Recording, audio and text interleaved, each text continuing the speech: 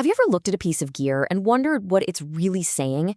Because at 200 miles an hour, a racing suit has to say a lot, and it has to say it fast. So today, we're going to deconstruct the visual language of this incredible machine for the human body.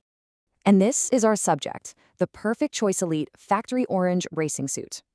Now, at first glance, yeah, it's leather, it's armor, but if you look a little closer, you start to see a story being told in color, in form, in identity. A story where every single stitch, every line, has a purpose. So first up, let's talk about the suit as an object of intent. And that's really the core idea here. This isn't just something that looks cool.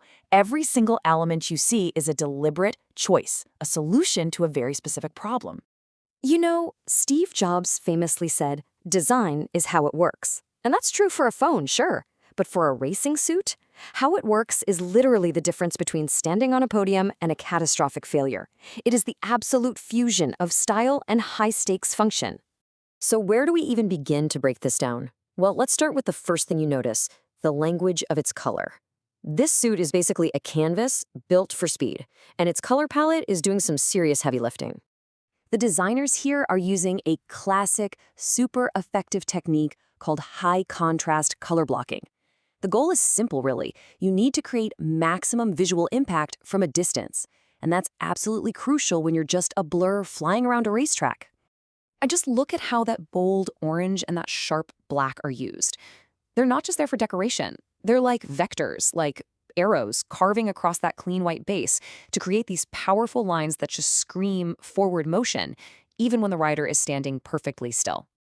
And here's something you might miss at first glance. The design isn't perfectly symmetrical. That little imbalance is totally intentional. It gives the suit this dynamic, kind of aggressive flow. It's actually designed to look its most natural when the rider is in motion, leaned way over into a turn. Okay, but color is only part of the story, right? Now let's dig into how the suit communicates its number one job, protection. This is the anatomy of armor, a visual shield for the rider. Just take a look at the shoulder plating. That's not just protection, it's a visual declaration. By making this key impact zone look so tough and pronounced, the design is basically shouting durability and confidence. And you can see that same thinking continues right down the arm. The protection isn't just some clunky afterthought, no way. It's seamlessly integrated into the suit, sculpting these natural, aggressive lines of the rider's body. And right here on the knee, this is where armor becomes a tool.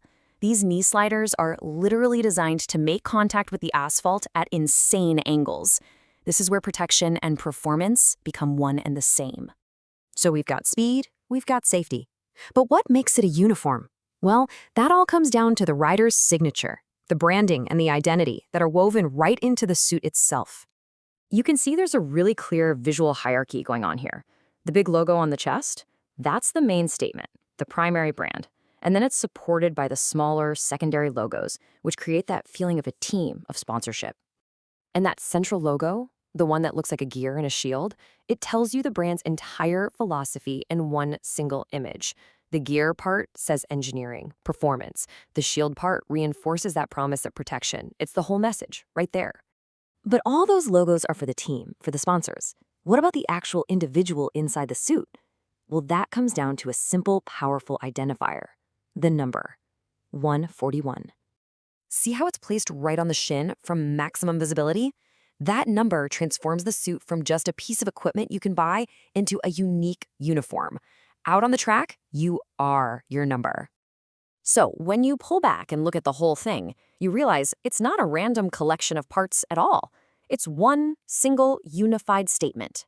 The color projects speed, the armor communicates safety, and the branding forges a unique identity. It all works together perfectly.